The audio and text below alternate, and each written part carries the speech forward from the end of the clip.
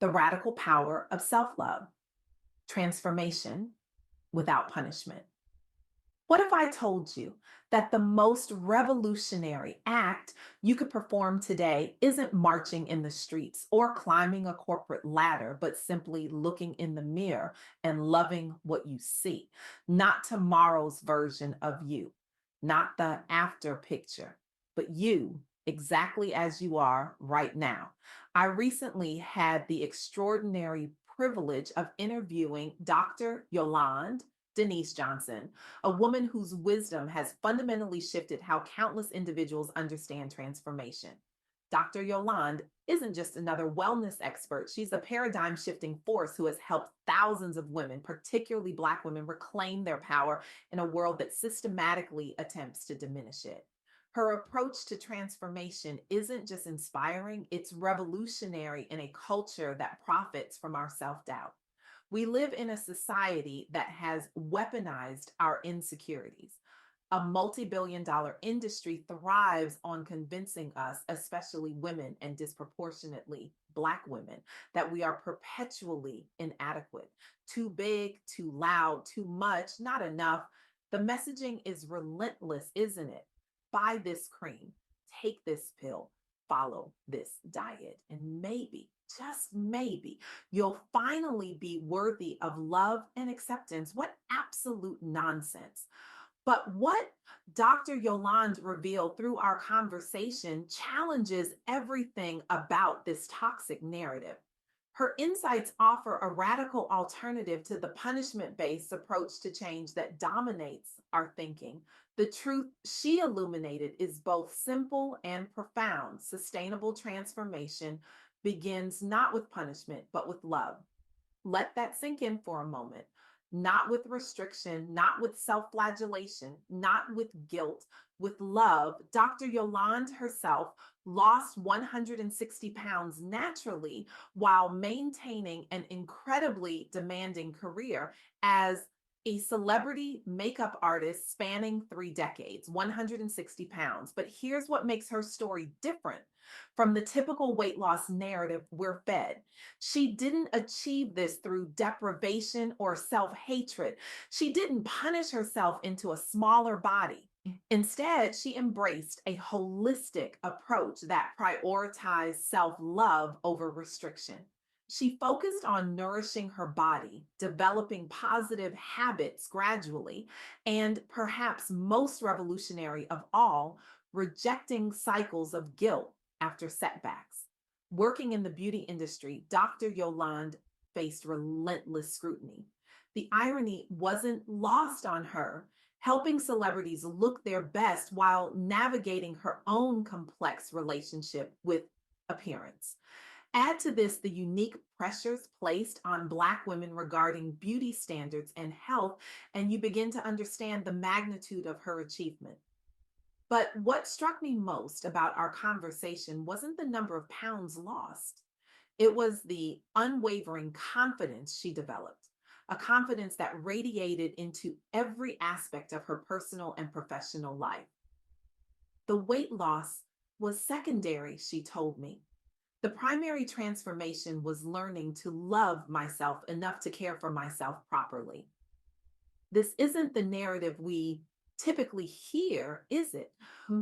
We're conditioned to believe that self love is the reward that comes after transformation, the prize waiting at the finish line after we've punished ourselves enough to earn it. Dr. Yolande flips this script entirely. Self love isn't the destination, it's the starting point. It's the fuel that makes sustainable change possible in the first place. I want to share another powerful example from our conversation that illustrates this principle in action. Dr. Yolande created a group coaching initiative called Sisters Supporting Sisters that brought together Black professional women struggling with burnout from trying to meet impossible societal expectations around work life balance and appearance. These women reported chronic stress from workplace microaggressions, family responsibilities, and the cultural pressure to appear strong at all times. Many felt guilty for even considering prioritizing their own needs, as if self care were somehow selfish rather than essential. The program fostered open dialogue about these unique challenges while teaching strategies such as boundary setting without apology and daily rituals for celebrating small wins instead of fixating on shortcomings. The results were transformative. Members reported greater energy levels at work and home. Several took bold steps, like requesting promotions or launching side businesses, actions they previously felt unworthy of pursuing due to low confidence. Many joined feeling isolated by their experiences, but left empowered by collective support, a testament that transformation flourishes within community. The program inspired similar initiatives across multiple cities focused specifically on empowering Black professionals through compassion based coaching models. What these women discovered echoes what Dr. Yolande herself learned. When we replace punishment with compassion, we don't just change our circumstances, we change our relationship with ourselves. This brings me to the second profound insight from my conversation with Dr. Yolande. It's never too late to reignite passion and joy in your life. We often believe that certain doors close permanently after a certain age, after certain mistakes, or after certain detours in our journey. We tell ourselves stories about being too old, too set in our ways, or too far gone to experience real transformation. Dr. Yolanda challenges this limiting belief with her own experience and through the stories of her clients. Take Monique, an executive who struggled privately with feelings of inadequacy despite outward success, a common challenge among high achieving Black women facing imposter syndrome. Monique had internalized cultural messages equating worthiness with constant sacrifice, embodying the superwoman stereotype that plagues so many Black women. This led her down cycles of restrictive dieting, followed by emotional eating binges driven by guilt, a pattern that reinforced her belief that she was fundamentally flawed. Through one on one sessions guided by the Dr. Yolande's philosophy, centered around affirmations tailored specifically for Monique's lived experiences, she learned how reframing negative thoughts could break this cycle permanently. The outcome? Monique rebuilt trust in herself both personally and professionally. She now speaks openly about mental health advocacy within corporate circles where silence once prevailed. She received a promotion into senior leadership after years stalled at mid level management and started mentoring other young professionals facing similar struggles. Her visible growth sparked broader conversations around wellness policies inside her company, including the launch of employee resource groups focused specifically on supporting underrepresented minorities. What's remarkable about Monique's story isn't just her professional advancement, it's that she discovered in her 40s that it wasn't too late to reclaim her joy, her voice, and her power. This leads me to the third key insight from my conversation with Dr. Yolande.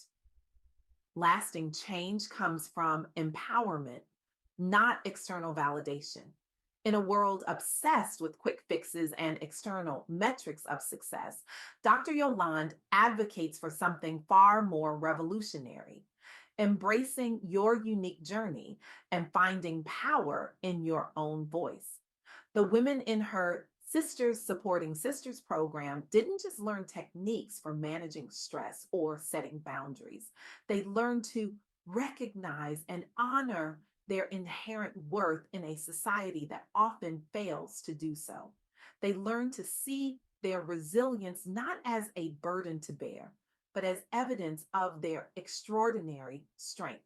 This shift from seeking external validation to finding internal empowerment is particularly significant for Black women who navigate unique intersections of race and gender bias. As Dr. Yolande explained, when you're constantly told, explicitly or implicitly, that you don't belong in certain spaces, you can internalize that message. The most radical act is to reject that narrative and author your own. The beauty of this approach is that it creates change that lasts. When transformation is rooted in self love rather than self criticism, when it springs from empowerment rather than shame, it becomes sustainable in a way that punishment based change never can be. Think about it. How many times have you white knuckled your way through a restrictive diet only to rebound afterward? How many times have you achieved a goal through sheer force of will and self denial, only to find yourself exhausted and unable to maintain it? This cycle isn't evidence of personal failure. It's evidence that the punishment model of change doesn't work. What does work, according to Dr. Yolande, is approaching transformation with compassion, community, and a commitment to honoring your unique journey. So, where do we go from here? How do we begin to apply these principles in our own lives? Dr. Yolande suggests starting with one daily ritual that nourishes your mind or body without guilt. This might be 5 minutes, journaling gratitude before bed, enjoying a favorite meal mindfully instead of rushing through it out of obligation, or simply looking in the mirror each morning and affirming your worthiness regardless of yesterday's mistakes. The key is consistency without punishment. If you miss a day, you simply begin again. No guilt, no self flagellation, just a return to the practice with the same compassion you would offer a dear friend. As we wrapped up our conversation, Dr. Yolande shared something that continues to resonate with me. The world will try to convince you that you need to be fixed. But what if you're not broken? What if you're exactly who you're supposed to be right now and your journey is about expansion rather than correction? I want you to take a moment right now. Close your eyes if you're in a place where you can. Place your hand over your heart and repeat these words silently to yourself. I am enough exactly as I am right now. How did that feel? Uncomfortable, unfamiliar, or perhaps like a homecoming to a truth you've always known but forgotten.